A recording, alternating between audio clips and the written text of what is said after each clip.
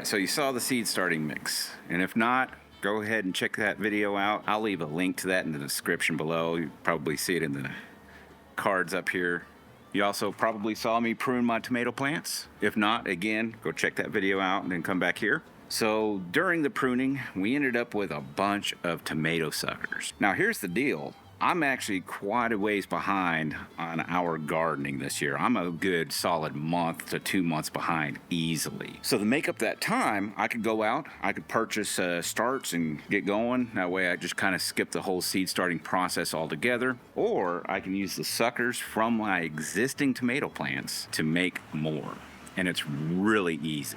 So in my pruning video, I got a bunch of suckers off my tomato plants. Now all I'm doing with this is just kind of cleaning up the bottom stems, see? So you've got your suckers. Well, now what? Well, we already mixed some soil together, and literally I'm just going to plant these like I would a seed almost. Now here's the deal, is some people will take these, place them in water, and let them root. And that is perfectly acceptable. You can go that route. And then once they start developing roots, you'll see little roots start developing at the bottom, and you can plant those in soil. Or you can do what I do, and that's just plant them straight in the soil. Skip the watering process. Now with this, I will say this, you will want to keep the soil good and moist. Not overwatered, but maybe close to it.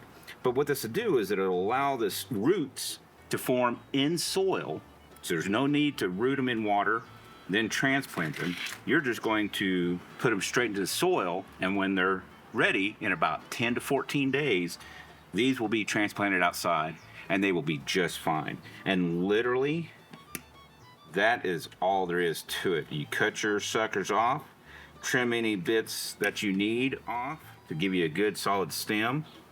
Stick it straight in the dirt. Make sure to water them well once they're done.